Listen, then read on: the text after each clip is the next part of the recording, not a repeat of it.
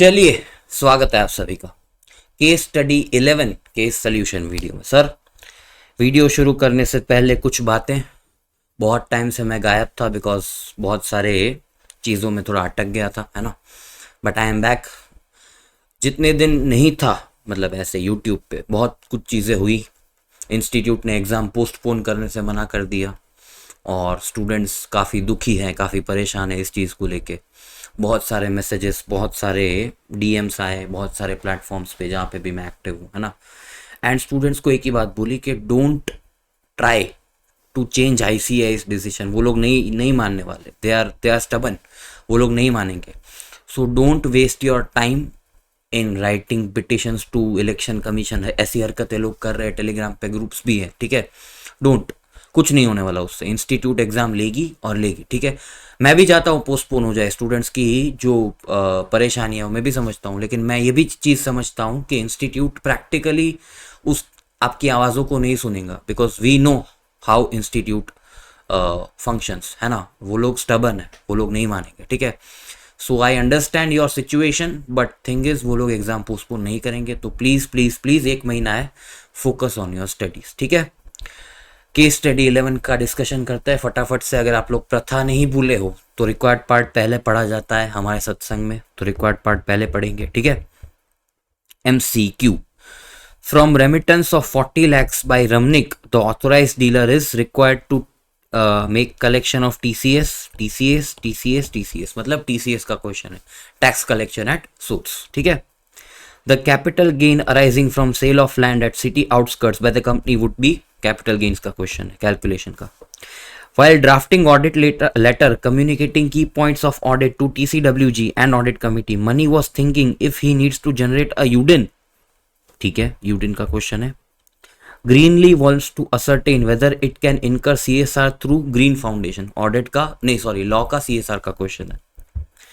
During the conclusion of audit, Apara was thinking if she is required to report the fact of the resignation of previous auditor. वापस audit का question. Question number 1 of descriptive portion: enumerate the procedure for appointment of statutory auditors in case of a casual vacancy. Inter का question है, बच्चों वाला, ठीक है। Apara wants to draw attention of the readers of the financial statements by way of an EOM in the audit report issued by them indicating the fact of their appointment due to resignation of the existing auditor. मतलब मेरा as an auditor जो मेरा appointment हुआ है वो एक दूसरे auditor के रेजिग्नेशन पे हुआ है, तो मैं एज एन ऑडिटर ये सोच रहा हूँ कि इसको क्या एम्फोसिस ऑफ मैटर पैराग्राफ में मैं ऐड कर दूं। Explain the circumstances in which auditor may consider to include an emphasis of matter paragraph in the audit report, ठीक है। देखते हैं।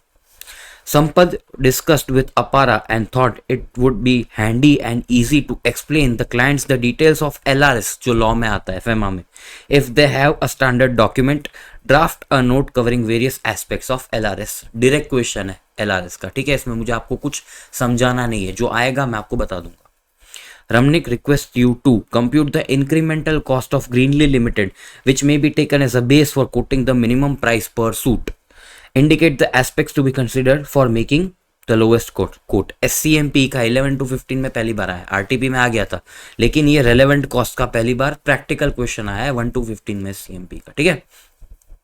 बहुत सिंपल केस स्टडी है, बहुत सिंपल। मैं सोच रहा था स्किप कर दूं, बट मैंने सोचा नहीं, प्रैक्टिस में कुछ चीजें स्किप नहीं करते, ठीक है। अब केस स्टडी पढ़ते हैं। Apara and Sampad had completed their articleship training from a reputed CA firm in Chennai. Both were good in studies and after qualifying they decided to become partners in professions and partners in life. Wow. Hey. Sampad was professional in interpretation of statutes and direct tax, while Apara was good in indirect tax, audit and FR. They started a firm at Kochi in the name of Apara Sampad and Company Chartered Accountant. Life goals, couple goals, दोस्तों, पास हो के आपको यही चीज करनी है, ठीक है, अगर कोई हो तो। Currently, they have a well-established practice spread across various spheres, including FEMA, corporate law, international taxation, valuation, etc. Apara and Sampad had in the past done few engagements of Greenly Limited. Ramnik, the VP Finance of Greenly Limited, invited Apara and Sampad for meeting along with the finance team. Internal auditors and tax consultants of the company, मतलब auditor जो मेरी firm है वो एक company, एक client से meeting करने जा रही है, ठीक है। As Greenly limited was a coveted client for the firm. Apara and Sampath attended the meeting. During the meeting, Ramnik discussed the following points. तो अब चीजें रेलेवेंट, तो इतना आप काट सकते हो. प्रथा के मुताबिक हम कुछ चीजें काट देते थे जो नॉइस होती थी, नॉइस जिसे हम बोलते थे, ठीक है, तो उसको हम काट देंगे.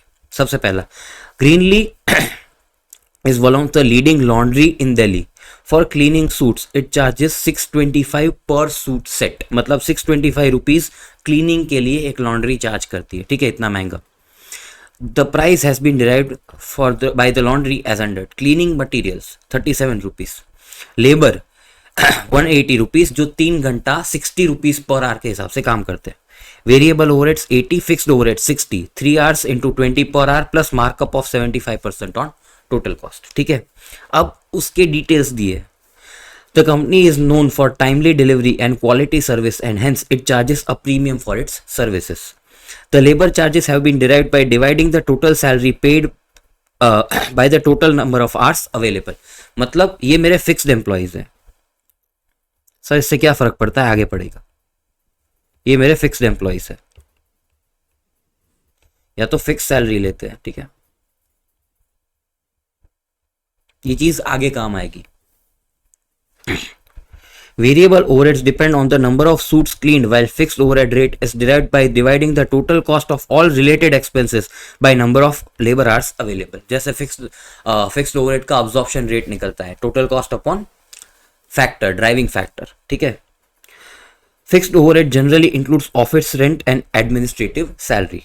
A conference is being held in Delhi on account of T20 and a hotel is required to provide premium laundry services for which the company has been approached for its lowest quotes. मतलब जो ग्रीनली है, जो laundry है, उसको एक hotel ने approach किया है कि हमारे उधर एक T20 की मीटिंग होने वाली है, तो आप आओ और हमें लॉन्ड्री की सर्विसेज दो, ठीक है. There is a possibility of 150 suits being given for laundry on priority basis. The company has sufficient material for cleaning stock even for this additional special order. ये लाइन भी इंपॉर्टेंट है, क्यों आगे आएगा. It is believed that 55% of the additional work can be done in normal working hours and for rest of the work, overtime by some employees will be required. Overtime hours are paid at 1 and 1/2 of the normal hourly rate. मतलब 1.5, simple. ठीक है, मतलब जो over time करते हैं उनको हम 1.5 गुना पैसा देते हैं. कितना? 1.5 गुना, ठीक है. Greenly Limited is having 3 years of average profit of 10 crore and during the financial year 23-24 it is required to spend on account of CSR. ठीक है, it wants to incur this expenditure through an NGO named Green Foundation. Green Foundation was formed by few like-minded individuals who wanted to take up the cause of education of kids living in slums. It was registered under 12A and 80G of the Income Tax Act 1961, but not registered under MCA. ठीक है. However, the foundation is carrying out certain CSR projects on a similar scale since 2020. ये since 2020 भी important है, क्यों आगे आएगा, ठीक है. The company has purchased the land in the city outskirts on 1st August 2018 for a consideration of 1.25 crores to construct a factory, for which stamp duty valuation on that date was 1.75 crores. Later, the management decided to sell that land to fund the business diversification objectives. On 1st August 2023, the land on city outskirts was sold for 5 crores. The stamp duty value was 5.4 crores. The CII for FY 2010-11 and 2023-24 was 167 and 348 respectively. Purchase 2018 में किया है और CII दिया है 2010-11 का, तो ये काट दो, ये 17-18 का होगा, ठीक है. देख लेना, कंफर्म कर लेना, 17-18 का होना चाहिए. ठीक है. ABC LLP, the statutory auditors of Greenly Limited, resigned due to some personal reasons, and Apara Sampath and Company was proposed to be appointed as subsequent auditor of the company by the board of directors. This was a great opportunity for both Apara and Sampath as they were trying to get some business from Greenly Limited. After the meeting was completed, Ramnik met Sampath for a casual discussion with him. He told that his daughter Sweetie, wow, was pursuing post-graduation from Stanford University, USA, which he had remitted $50,000. That is 40 lakhs for her maintenance abroad under LRS. Thankfully, he did not have to do any other remittance during the year. मतलब 40 लाख रुपए मैंने भेजे, दूसरा कुछ नहीं भिजवाया. While Sampath was busy in a discussion with Ramnik, CA Mani, the internal auditor of Greenly Limited and a close friend of Apara, approached her for a quick chat. Money informed Apara that his practice was going good and he was appointed statutory auditor of a listed entity. Lately, he has been busy finalizing the audit letter communicating the key points of audit to TCWG and audit committee. ठीक है, इतना question है. 5 minute low, 5 minute से ज्यादा मत लेना, फटाफट पढ़ो and then we will move to answers. ठीक है, चलिए क्वेश्चन पढ़ लिया आप लोगों ने, फटाफट से आंसर्स डिस्कस कर लें. 10-15 मिनट का ही काम है, बहुत छोटी सी केस स्टडी है, ध्यान दो यहाँ पे. For remittance of 40 lakhs by Ramnik to authorise dealer is, देखो अब आपको कौन सी सेक्शन पढ़नी है TDS TCS में, और अब आप लोगों का अभी अप्रैल है तो DT हो गया होगा. ठीक है, तो थोड़ी स्पीड अगर ज्यादा लगे तो चला लेना, because now you are suppose to cope up with that speed. ठीक है, TCS में आपको कौन सी सेक्शन पढ़नी है 2061G, जिसमें लिमिट क्या है 7 लाख. 7 लाख से ऊपर, 7 लाख से जो अगर ऊपर मैंने रेमिटेंस किया तो उतने एक्सेस अमाउंट पे मुझे क्या करना है, TCS काटना है. कितने से? 5% से. 7 लाख के ऊपर सिर्फ एक्सेस अमाउंट पे TCS काटना है. मैंने कितने का रेमिटेंस किया? 40 का 7 मतलब 33 इंटू कितना 5%, 1.65 का TCS कलेक्ट करना पड़ेगा. किसको? जिसने रेमिटेंस किया है, मतलब ऑथोराइज डीलर को.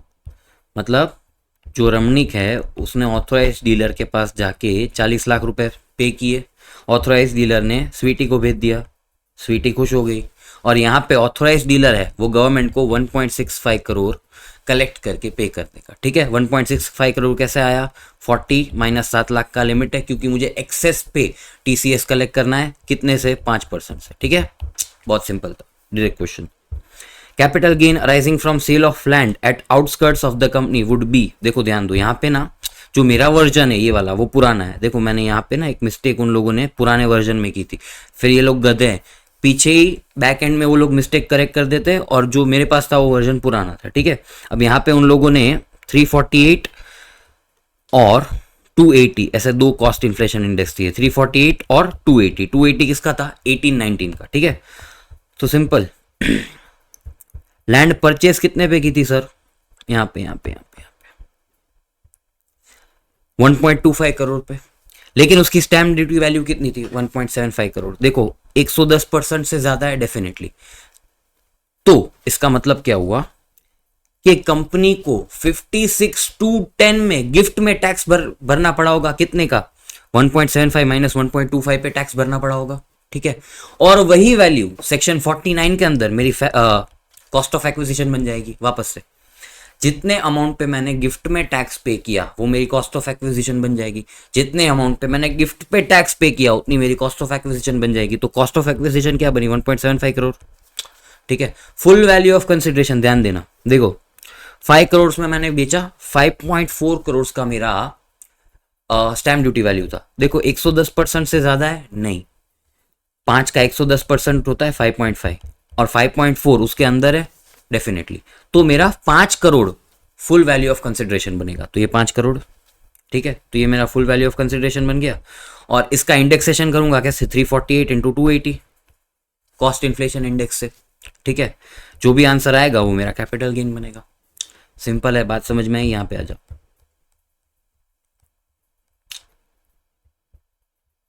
Full value of consideration 5 crore और index cost of acquisition 1.75 into 348 by 280 2.825, ये मेरा कैपिटल गेन बनेगा. कौन सा? Long term. ठीक है, बात समझ में आई? बहुत इजी था. थर्ड, ये सब बच्चे जैसी केस स्टडी है. While drafting audit letter communicating the key points of audit to TCWG, Mani was thinking if he needs to generate a UDIN. देखो यूडिन कब जनरेट होता है? जब आप भी कोई चीज अटेस्ट करते हो, कोई चीज अटेस्ट करते हो मतलब साइन करते हो. क्या कम्युनिकेशन टू TCWG आप अटेस्टेशन फंक्शन कर रहे हो? नहीं, ये तो नॉर्मल ऑडिट के अंदर जो आपका डे टू डे कम्युनिकेशन होता है वो करते हो. तो क्या उसमें यूडिन जनरेट करने की जरूरत है? बिल्कुल नहीं. आपका यूडिन तभी जनरेट होगा जब आप कोई रिपोर्ट या सर्टिफिकेट वगैरह इशू करते हो. तो ऑप्शन क्या आएगा? No UDIN is required only for all certificates, audit reports and other audit assurance and attestation functions and not for any letters etcetera for making communication. Logical question था. ठीक है, ये ऑप्शन क्यों नहीं आएगा? One single UDIN can be generated for the whole year, ऐसा तो नहीं है कोई प्रोविजन. ये ऑप्शन आएगा नहीं, ये ऑप्शन आएगा नहीं. बात समझ में आई है ना? ठीक है, question 4, Greenly wants to ascertain whether it can incur CSR through green foundation. Green foundation एक ऐसा फाउंडेशन है जो सेक्शन 12A में रजिस्टर्ड है, 80G में रजिस्टर्ड है, लेकिन MCA के साथ रजिस्टर्ड नहीं है, और 2020 से वो ऐसी एक्टिविटीज कर रहा है। ये 4 चीजें बोली, ठीक है। अब कंपनीज CSR रूल्स आपको पढ़ने पड़ेंगे। क्या पढ़ना पड़ेगा? Companies CSR rules. देखो यहां पे इंस्टीट्यूट ने आंसर लिखा है, वो बहुत एम्बिग्यूअस और शॉर्ट लिखा है, ठीक है। CSR रूल्स क्या बोलते हैं? CSR implementation, the board shall ensure that the CSR activities are undertaken by company established under section 8, जो MCA में रजिस्टर्ड नहीं है, मतलब सेक्शन 8 में रजिस्टर्ड नहीं होगी क्योंकि MCA के साथ रजिस्टर्ड नहीं है, ठीक है। तो फर्स्ट पॉइंट तो आएगा नहीं। Second, company established under section 8 of the act और registered trust established by central government. Green foundation established by central government नहीं है, तो ये भी नहीं आएगा, ठीक है। Entity established under act of parliament, ये भी नहीं है ग्रीन फाउंडेशन। चौथा पढ़ना ध्यान से, a company established under section 8 of the act और अ रजिस्टर्ड पब्लिक ट्रस्ट और a registered society exempted under 23C, 1023C, 1223C नहीं है, और registered under 12A and approved under 80G and, देखो एंड कंडीशन से, having an established track record of at least 3 years। तो चौथे condition को green foundation satisfy करती है, इसलिए जो कंपनी है ग्रीनली, वो ग्रीन फाउंडेशन के लिए के थ्रू CSR करवा सकती है। बात समझ में आई हमने कैसे इंटरप्रेट किया? 3 ऑप्शंस को उड़ा दिया और चौथा ऑप्शन में हमने एस्टैब्लिश कर दिया कि जो ग्रीन फाउंडेशन है वो CSR ग्रीन फाउंडेशन से CSR करवा सकती है। तो अब ऑप्शन देखते हैं, ठीक है।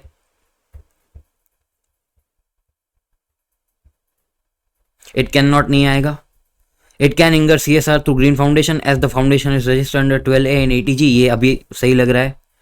It is also undertaking similar CSR activities, नहीं 80G और 12A में तो रजिस्टर्ड होना चाहिए, ये पॉइंट भी अधूरा लिखा है, तो ये पूरा पॉइंट है, तो भी आंसर आएगा। बात समझ में आ रही है हमने इंटरप्रेट कैसे किया इसको? Question number 5, MCQ number 5, during the conclusion of the audit, Apara was thinking if she is required to report the fact of the resignation of previous auditor। तो yes, कारो का डायरेक्ट क्वेश्चन है कि as per कारो 2020, Apara Sampath and company should report the resignation of ABC LLP and the state that the firm has, if the firm has taken into consideration the issues or objections by ABC LLP। मतलब अगर कोई मेरे client का कोई previous auditor resign करके गया था, तो कारो में मेरी लायबिलिटी है कि एज एन ऑडिटर मुझे कारो में रिपोर्ट करना पड़ेगा कि मैं जिसकी जगह आया हूं वो रिजाइन करके गया था, एंड उसने जो इश्यूज या कंसर्न्स रेज किए थे वो मैंने कंसिडर किए हैं या नहीं, ये मुझे कारो में रिपोर्ट करना पड़ेगा। डायरेक्ट क्वेश्चन है, देखो 5 क्वेश्चंस डायरेक्ट थे।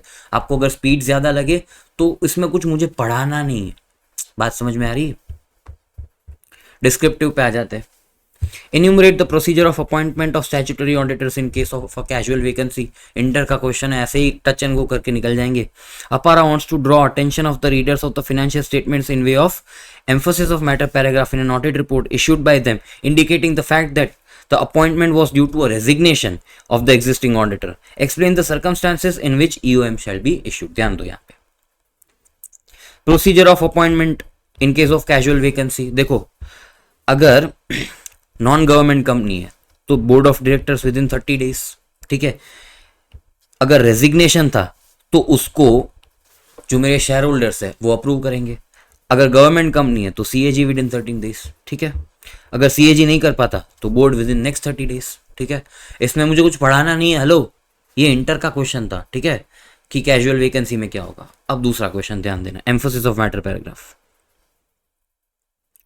एक थंब रूल समझ लो, emphasis of matter paragraph, emphasis of matter paragraph उन्हीं चीजों के लिए दिया जाएगा जो फाइनेंशियल स्टेटमेंट्स में रिपोर्टेड है। वापस से, एम्फोसिस ऑफ मैटर पैराग्राफ उन्हीं चीजों के लिए दिया जाएगा जो चीजें मेरे फाइनेंशियल स्टेटमेंट्स में रिपोर्टेड है। मतलब मुझे फाइनेंशियल स्टेटमेंट में किसी रिपोर्टेड नंबर पे कुछ एम्फोसिस देना है, कुछ एम्फोसिस देना है, वो चीज रिपोर्टेड है। एंड दूसरा कंडीशन, मैं उस चीज के बारे में क्वालिफाइड ओपिनियन नहीं दे रहा, सिर्फ एडिशनल इंफॉर्मेशन दे रहा हूं, तभी एम्फोसिस ऑफ मैटर पैराग्राफ आएगा। तो स्टैट्यूटरी ऑडिटर रिजाइन करके गया है, वो चीज फाइनेंशियल स्टेटमेंट में तो कहीं रिपोर्ट नहीं होगी बाय वे ऑफ नंबर्स, ठीक है। तो उसके लिए एम्फोसिस ऑफ मैटर पैराग्राफ तो नहीं जाएगा। तो आंसर क्या आएगा? Simple, Contention of Apara to draw attention of the readers of the financial statements by way of emphasis of matter paragraph in the audit report issued by them indicating the fact that the appointment was due to resignation is not correct. लेकिन question ने आगे भी पूछा है कि enumerate circumstances जहां पे emphasis of matter paragraph auditor को देना पड़ेगा, तो वो कौन से पॉइंट्स है ध्यान दो. When financial reporting framework prescribed by law or regulation would be unacceptable but it is prescribed under law or regulation. मतलब फाइनेंशियल स्टेटमेंट में कोई चीज लॉ और रेगुलेशन की वजह से आ रही है, ठीक है, लेकिन वो फेयर प्रेजेंटेशन फ्रेमवर्क के वजह से नहीं आ रही. मतलब लॉ और रेगुलेशन ने कुछ चीज इंपोज की है, लेकिन वो financial statements, financial reporting framework की एप्लीकेबिलिटी या फाइनेंशियल रिपोर्टिंग फ्रेमवर्क वो एक्सेप्टेबल नहीं है. बट लॉ और रेगुलेशन ने वो चीज इंपोज की है तो हम उसको ऐड कर रहे हैं, तो हम एम्फोसिस ऑफ मैटर देंगे कि भाई देखो फाइनेंशियल स्टेटमेंट्स में कुछ चीज मैंने रिपोर्ट की है, उसकी वजह से मेरा जो फाइनेंशियल रिपोर्टिंग फ्रेमवर्क है वो अनएक्सेप्टेबल हो रहा है, लेकिन लॉ और रेगुलेशन ने बोला है इसलिए मैंने रिपोर्ट किया है, तो एक एडिशनल इन्फॉर्मेशन आपको दे रहा हूँ. बात समझ में आई. ये चीजें इंडिया में प्रैक्टिकेबल नहीं होती बिकॉज इंडिया में शेड्यूल 3 और एएस इंडियस के बीच में ज्यादा कॉन्फ्लिक्ट्स नहीं होते, ठीक है, दोनों फेयर प्रेजेंटेशन फ्रेमवर्क है. दूसरा, और लॉ क्योंकि शेड्यूल 3 लॉ ने दिया है और एएस इंडियस मेरा एप्लीकेबल फाइनेंशियल रिपोर्टिंग फ्रेमवर्क है, ठीक है, तो उनमें ज्यादा कॉन्फ्लिक्ट्स नहीं है, तो ये चीजें इंडिया में ज्यादा एप्लीकेबल नहीं होती, तो एक बार टच एंड गो कर देने का, ठीक है. दूसरा, alert users of the financial statements, alert users that the financial statements are prepared in accordance with the special purpose framework. आप ऑडिट में पढ़ोगे स्पेशल पर्पस फ्रेमवर्क, उसमें आप एम्फोसिस देते हो, ठीक है. तीसरा, when facts become known to auditor after the date of auditor's report and auditor provides new और अमेंडेड ऑडिटर्स रिपोर्ट, तो एम्फोसिस देना पड़ेगा. क्यों? नए फाइनेंशियल स्टेटमेंट्स बने होंगे तो नया रिपोर्ट गया होगा, तो पूरा नए रिपोर्ट में मैं एम्फोसिस दूंगा कि ये नया रिपोर्ट है. सब्सिक्वेंट इवेंट्स में uncertainty relating to future outcome, उसमें आप दोगे. क्यों? उसका कहीं पे प्रोविजन या फाइनेंशियल स्टेटमेंट में रिपोर्टिंग हुआ होगा. Subsequent event that occurs between date of financial statement and auditor's report, ये भी फाइनेंशियल स्टेटमेंट में इंपैक्ट आया होगा. Early application of new accounting standard, financial statements में इंपैक्ट आया होगा. मेजर कैटास्ट्रॉफी दैट कंटिन्यूस और significant effect on the entity's financial position, इसका भी आप एम्फोसिस दोगे. मतलब सिंपल, जो चीजें फाइनेंशियल स्टेटमेंट्स को इंपैक्ट करती है उसमें मुझे कोई एडिशनल इंफॉर्मेशन देनी है जिससे मेरा ओपिनियन क्वालिफाई नहीं हो रहा, मैं जस्ट एडिशनल इंफॉर्मेशन दे रहा हूं, तो I will give an emphasis of matter paragraph. यहां पे इस केस में ऑडिटर रिजाइन करके गया है तो उसमें एम्फोसिस दूंगा नहीं. बात समझ में आई. दूसरा क्वेश्चन ध्यान दो. Draft a note covering various aspects of liberalise remittance scheme. ये खुद पढ़ लेना यार, ये रीड, ये होमवर्क कर लो यार, बहुत सिंपल क्वेश्चन है, डायरेक्ट क्वेश्चन है, इसमें मैं क्या आपको पढ़ाऊंगा, रीड, ठीक है. इसमें लिबरलाइज रेमिटेंस स्कीम के बारे में कुछ बातें करनी है, जैसे रेसिडेंट्स पे लगता है, लिमिट क्या है, ठीक है, करंट और कैपिटल अकाउंट ट्रांजेक्शंस पे लगता है वगैरह वगैरह, ठीक है. ये पढ़ लेना, एग्जाम में है तो छाप देना, ठीक है. इंडेक्स दिया है उसमें ये क्वेश्चन है, ठीक है. और तीसरा इंपॉर्टेंट क्वेश्चन ध्यान दो यहाँ पे, ये थोड़ा समझने जैसा क्वेश्चन है. Third, compute the incremental cost of Greenly limited which may be taken as a base for quoting the minimum price per suit. ध्यान दो यहाँ पे, थोड़ा सा आप रेलेवेंट कॉस्टिंग का एसेंस पाओगे इस क्वेश्चन में, ध्यान दो. फॉर एग्जाम्पल मैं नॉर्मल प्रोडक्शन करता हूं इस पेन का, ठीक है. अज्यूम करो ये 2 रुपए वाली वो पेन है, सिंपल पेन, ठीक है. और मेरे पास एक स्पेशल ऑर्डर है. स्पेशल ऑर्डर किस चीज का? कि मुझे ऐसी ही पेन बना के दे लेकिन ग्लिटर वाली. कैसी? ग्लिटर वाली. तो मैंने बोला ठीक है. वो बोला भाव बता. मैंने बोला एक काम कर, कैलकुलेट करके बता दो. तो मैं कैलकुलेट करने बैठा. अब ये जो मेरी पेन है, ये मेरी पेन, ये मेरी एक्टिव सेलिंग पेन है, मतलब ये हमेशा डिमांड में रहती है, तो इसके रॉ मटेरियल वगैरह मेरे फास्ट मूविंग रहते हैं, ठीक है. तो अगर इसमें यूज होने वाला रॉ मटेरियल मैं दूसरे प्रोडक्ट में डाइवर्ट करूंगा तो इसका प्रोडक्शन और कंट्रीब्यूशन हैम्पर होगा, करेक्ट. तो अगर इसका मटेरियल मैं नए प्रोडक्ट में डाइवर्ट कर रहा हूं तो नए प्रोडक्ट में इसका कॉस्ट क्या होगा? Replacement cost. रिप्लेसमेंट कॉस्ट का मतलब समझ रहे हो आप? इस प्रोडक्शन को कंटिन्यू करने के लिए मुझे जो नया मटेरियल रिप्लेस करना पड़ेगा वही तो यूज करूंगा मैं यहां पे. लेकिन फॉर एग्जाम्पल ये पेन मेरी अब बिकती नहीं है, ठीक है, और इसका बहुत सारा रॉ मटेरियल आइडल पड़ा है, बहुत सारा रॉ मटेरियल आइडल पड़ा है जो मैं भंगार में बेचने वाला था, भंगार में, ठीक है. और वो डिस्कार्ड करने का कॉस्ट था सपोज 2 रुपये. अब वो डिस्कार्ड करने का कॉस्ट मेरा बच गया, अब वो डिस्कार्ड करने का कॉस्ट मेरा बच गया तो मैं वो वहां यहाँ पे कंसिडर करूंगा। दिमाग की बत्ती जल रही है? सिर्फ इंक्रीमेंटल पोर्शन को मैं यहां कंसिडर कर रहा हूं, सिर्फ इंक्रीमेंटल पोर्शन। अब दूसरा एग्जाम्पल, मैंने 10 सैलराइड एम्प्लॉयज रखे हैं जो दिन के 10 घंटा काम करते हैं, ठीक है। अब ये पेन वो 7 घंटे में बना लेते हैं और 3 घंटा फ्री बैठते हैं। सैलरी 10 घंटे की खाते हैं, ठीक है। 3 घंटा वो लोग फ्री बैठते हैं, आइडल, ठीक है। अब वो ग्लिटर पेन का जब ऑर्डर आया, मैंने वो 3 घंटा भी इन लोगों को काम पे लगा दिया, सैलरी पूरे 10 घंटे की लेते हैं। तो आप लॉजिकली सोचो कि वो जो ग्लिटर पेन बनाने के लिए मेरा कोई लेबर कॉस्ट तो लगा ही नहीं, इंक्रीमेंटल, क्यों? फ्री बैठे थे, काम पे लगा दिया, फ्री बैठे थे, काम पे लगा दिया, तो कोई इंक्रीमेंटल कॉस्ट तो लगा ही नहीं। फिर वेरिएबल ओवरहेड इंक्रीमेंटल है तो लग गया तो कंसीडर करूंगा। फिक्स्ड ओवरहेड, ये पेन बने या ना बने, लाइट, एसी, पंखा, मशीन, ये तो चालू ही रहता है। अब ये जो नई पेन बन रही है उससे मैं कोई एडिशनल फिक्स कॉस्ट इनकर नहीं कर रहा, जितनी फिक्स कॉस्ट इनकर हो रही है उसी में वो भी पेन बन रही है, तो ये कॉस्ट मेरे इसमें नहीं आएगी ग्लिटर पेन की कॉस्ट में। तो बात समझो, रेलेवेंट कॉस्टिंग का कोर कंसेप्ट क्या बोलता है कि relevant cost is incremental cost which changes with change in decision making, which changes with change in decision making.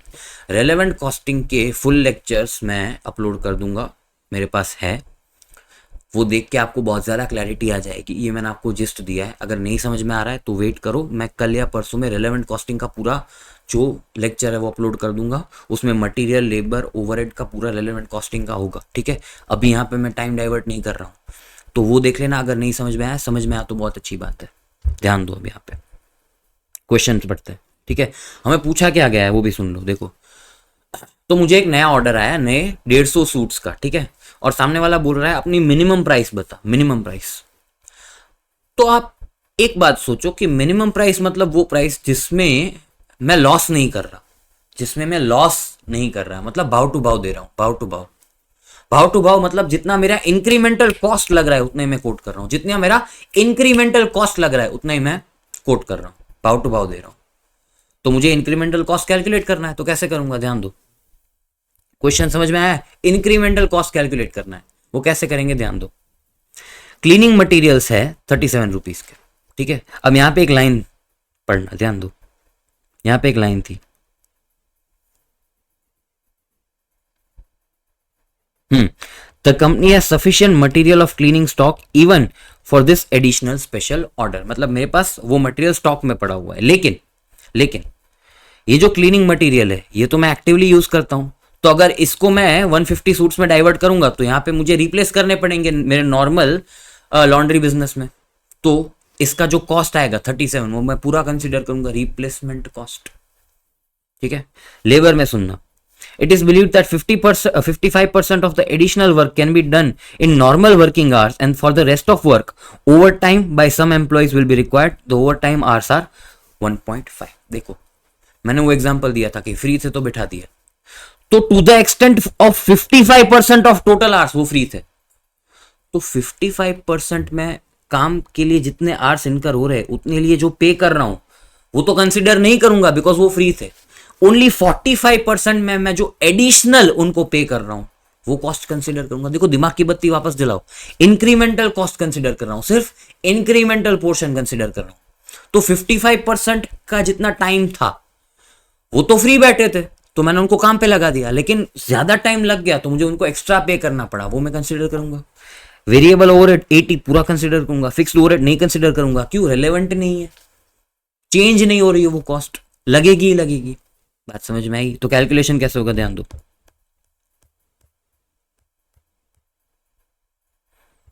$37 पूरा लग जाएगा, ठीक है, 37। अभी 150 सूट्स को करने के लिए 3 घंटे लगते हैं, ठीक है, लेकिन उसमें से 55% कंसिडर नहीं करना है, सिर्फ 45% कंसिडर करना है। क्यों? उतना ही एडिशनल है और उनको पे कितना करूंगा, 1.5, तो 18225, ठीक है। वेरिएबल ओवरहेड पूरा कंसिडर करूंगा तो टोटल कितना है 35775 डिवाइडेड बाय 35775 डिवाइडेड बाय 150 करूंगा, आ जाएगा 238.5। तो 238.5 will be my incremental cost, incremental cost. और इतना ही मैं कोट कर दूंगा कि मिनिमम तो तुझे मुझे 238.5 देना पड़ेगा। लेकिन इसमें एक इश्यू आता है, जब मैं कोई चीज भाव टू भाव कोट करता हूं तो उसमें इश्यू आता है। क्या? सबसे पहला, for instance, if this is a one time deal, no prospect of repetitive business, then Greenly Limited might well charge a premium। देखो ध्यान दो, 238.5 मेरा मार्जिनल कॉस्ट है, इंक्रीमेंटल कॉस्ट, और ये वन टाइम बिजनेस है, ये वाला, ये जो मेरे आईपीएल वाला कॉन्ट्रैक्ट आया, तो भाई मैं उसको 500 चार्ज कर लेता हूं, क्यों? ये वापस घूम फिर के मेरे पास आने ही नहीं वाला, तो मैं यहां पे प्रीमियम चार्ज कर सकता हूं। लेकिन अगर ये रिपीटेटिव बिजनेस है तो मैं मार्जिनल कॉस्टिंग अप्लाई नहीं कर सकता, बिकॉज रेगुलर बिजनेस में मैं कैसे भाव टू भाव में डील करूं? रेगुलर बिजनेस में I can not sell on incremental cost, because आप समझो यहां पे मेरी फिक्स कॉस्ट रिकवर नहीं हो रही है 238.5 पे, मैंने कंसिडर ही नहीं करी है।